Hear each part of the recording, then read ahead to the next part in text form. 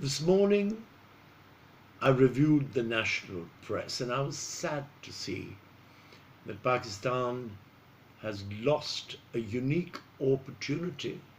So far, we have not exactly been able to tell what we have gained and what we have lost. But the modus operandi seems to suggest much of the same. It's business as usual with a few stops and commas, nothing more than that. And unfortunately, we will suffer in the long run the same consequences because those who do not learn from the lessons of history will face the same consequences. Let me explain what I'm saying, and while I have I have much respect for Temina Janjua, the Foreign Secretary, but this was not a matter of negotiation, this was a matter of policy. And in terms of policy, I think we have erred once again. I had asked the National Assembly and the Senate to issue their stand and policy on this subject so that there would not be an attempt to circumvent what are Pakistan's requirements. That didn't happen, sadly, and the government of Pakistan has failed miserably to turn this matter around by seeking continuation, as they have said in their own press release, and that of Assistant Secretary Wells. To begin with, the question that first arises is Wells urged the government of Pakistan to address the continuing presence of the Haqqani network and other terrorist groups within its territory. Now, the reason this has come about, and I believe that this is the rallying war cry, Haqqani, Haqqani, Haqqani. I've said in my earlier interviews that Ronald Reagan and his group of people at his time took Haqqani to the White House and also entertained them in various other matters. The strength of Haqqani today is what they created, the same way as the arms supplied to the Syrian rebels created a problem, and the same way that when Western forces took fighters out of Yemen, armed them, and took them to Benghazi to circumvent Tripoli and Muammar Gaddafi. You see, whatever you sow, so shall you reap. Please remember this. I then come to the aspect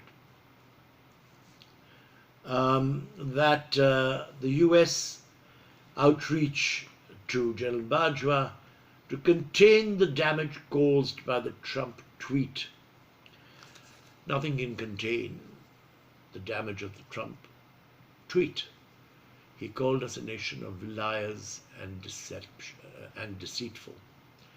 The only one who can control that is by him saying he has erred and this matter be taken away from the record.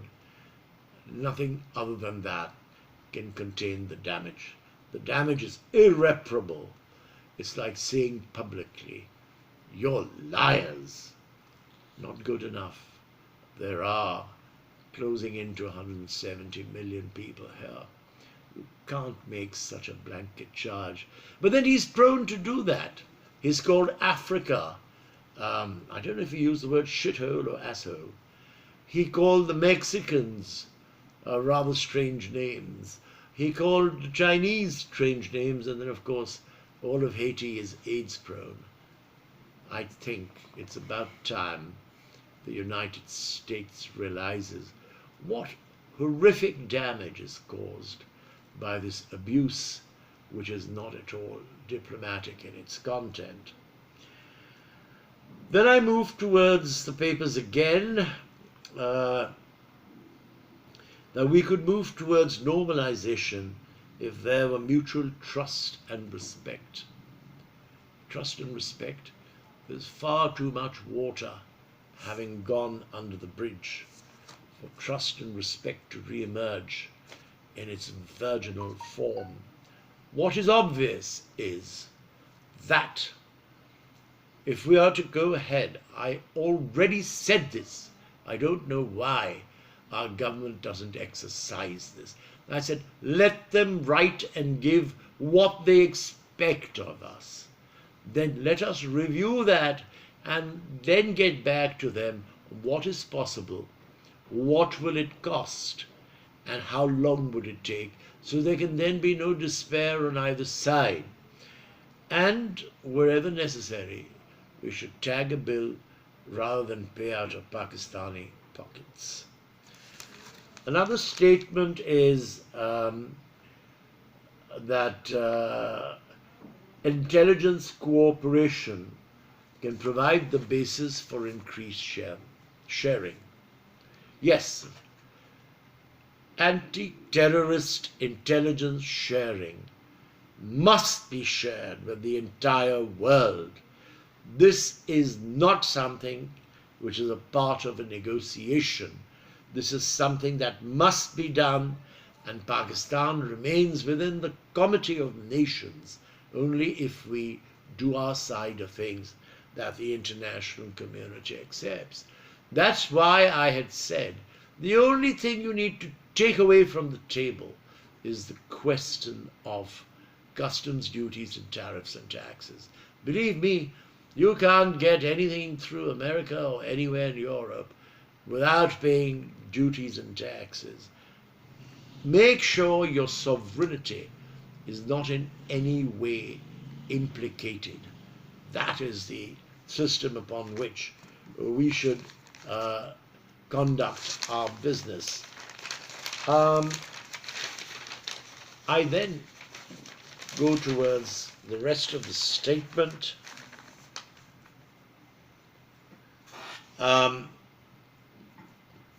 I thank Assistant Secretary Wells for stating that the CSF, the Coalition Support Fund, was deeply in the US interest.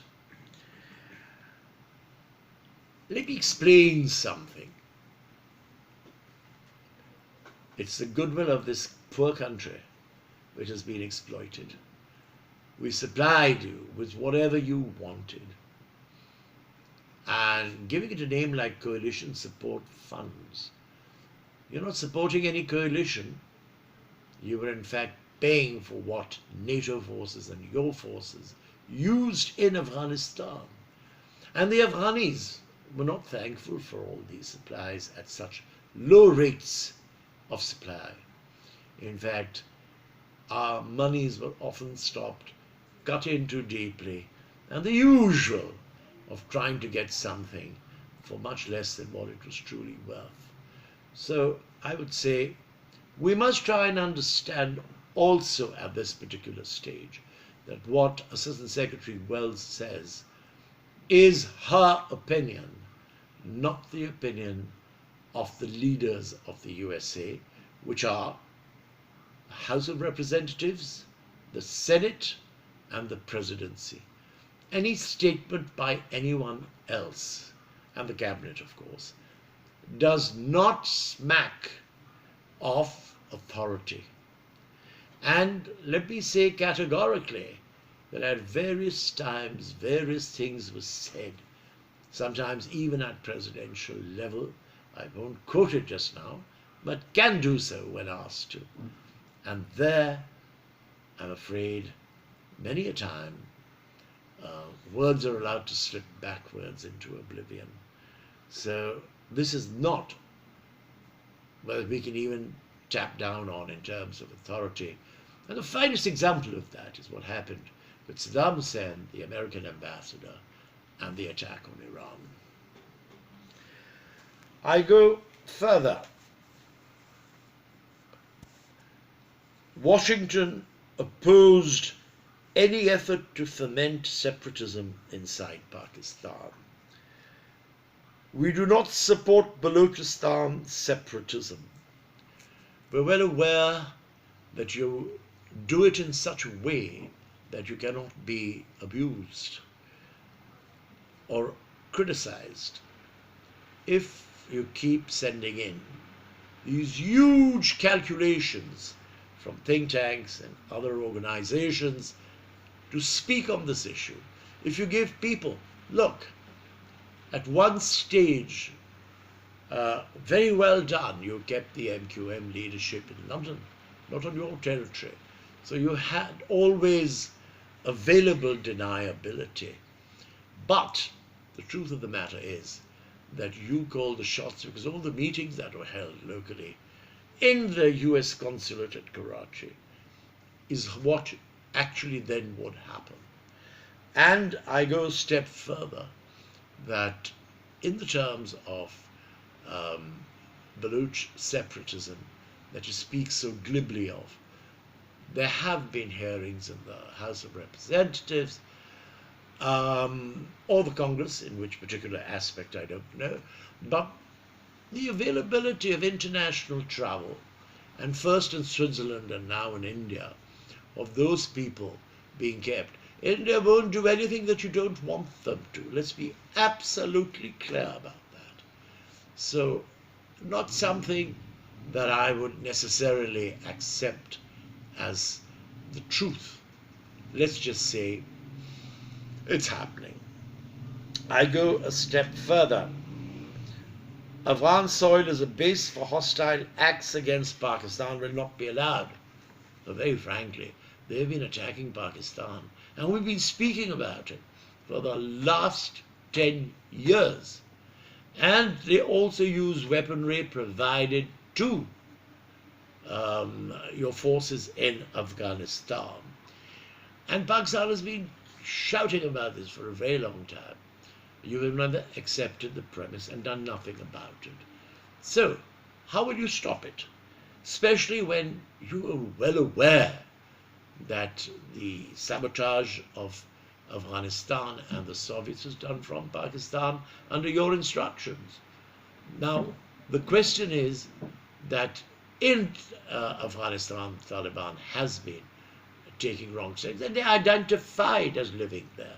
Names have been given for people who, like Fazlullah and Swat, many others in various areas. I think this is not really something that you have wanted to do. And you've just kept painting Pakistan as the perpetrators. I'm afraid the clap is now with both hands. And I don't think denying is going to be good enough. So if it's proxy wars through the Taliban, whether from Afghanistan to Pakistan or from Pakistan to Afghanistan, be real. I don't think that this can stop the American interest, which is wedded closely to Afghanistan and India, makes it a solution. Kindly remember that.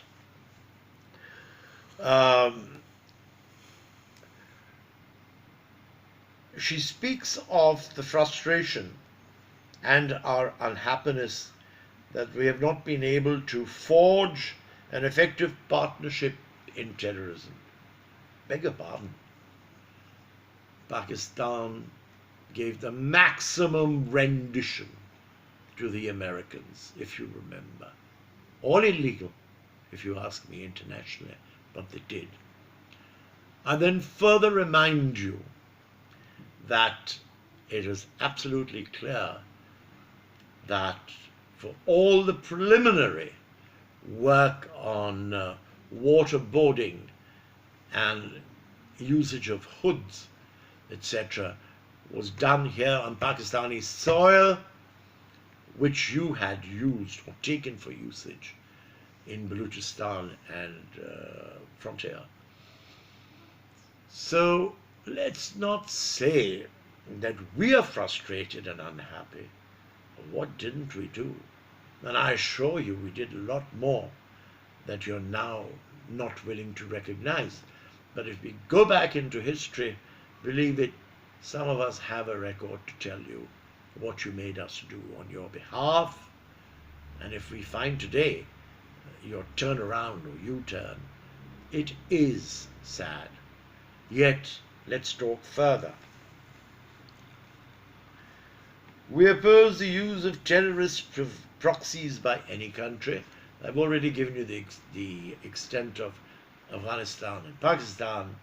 Let me make it absolutely clear. The Indians have made it clear they're using proxies in Balochistan. Then let's get to the Middle East. You are using proxies in Lebanon, proxies in Syria, proxies in the Gaza Strip. I don't think this is a truthful statement. I think for the sake of normalcy we might be able to accept, but we should point out the parameters which are dubious. And very proudly it was said, oh, this is the first time a high-ranking official has not been to GHQ. Well, this whole thing starts off with reference to a talk between the CENTCOM chief and the Chief of Army Staff of Pakistan. So let's not get very emotional about this. The truth of the matter is that this was put into operation at that level. We thank you for, we don't thank you, but certainly for using the words of the extraordinary fight against the Tehreek-e-Taliban and Jamaat-ul-Ahrar. And you have said that the US wanted similar efforts against groups trying to destabilize Afghanistan. After 1977 and helping the Americans so endlessly, we wish you had a little more nicer things to say about Pakistan. You keep worrying about Afghanistan getting the raw end of the stick. Well, I think the current governor of Balak will most probably win the next elections if you don't interfere. And this little puppet you have put in place, I think, let's be absolutely clear, he does not have the confidence of much in Afghanistan, but that is your business and theirs. And maybe ask, what are your intentions that you worry so much about Afghanistan? You haven't won the war. You have taken out all your troops. Now you're sending back some with equipment. What is it you want? I think that should be known as well. You can't be a surrogate mother to Afghanistan. That's not your country. And they have made it amply clear that they will fight till the end. And we said it to you before you went in, that if anyone that goes to Afghanistan is counted by the general masses as an enemy. All of us have faced that enigma, so don't think it's going to change overnight. And negotiated political settlement, these are words, I think, and you want to find it in Afghanistan with Pakistan. You know, there is a sort of divorce of where you try to keep Pakistan on the periphery and fringes while expecting it to do all the work and spend its own money. Rather unfair. I think there has to be a greater role, there has to be an understanding. You have an understanding with India on this policy, where India dared recently to talk about conventional use of arms to invade Pakistan and calling its bluff in not using its atomic capabilities. Don't get it wrong. You are still using that strategy with North Korea, so we're well aware where that comes from. And if that is a diversionary tactic for Afghanistan, what is it exactly? After 17 years, what is your time-framed objective in Afghanistan? We would all like to know.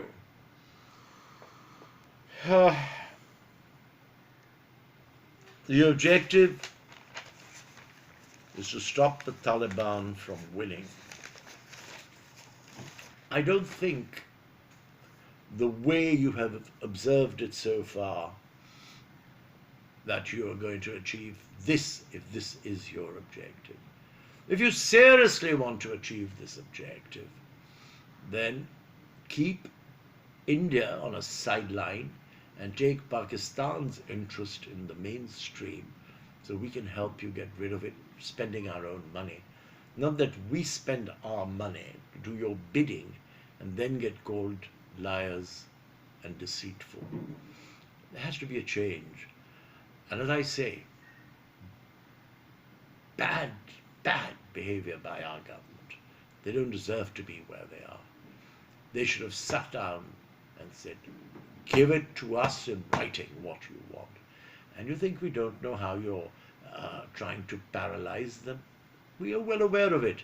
You're meeting with Miftah Ismail of the finance sector, the finance advisor, who has been raising a brouhaha over the aspect of World Bank and IMF loans, which we are well aware you control. Well, I give a piece of advice to my own government. Speak to China. Forget the Cascades $50 billion for the moment. Buy out Pakistan's miserable debt to IMF and World Bank and put that into the account. It's piddling for our friends, and I think it is an attempt that we should take. So much more to be said. Well, it can be said later. For now, this should survive. This should suffice. And thank you for giving me an opportunity for bringing before you matters which seriously affect Pakistan. Thank you.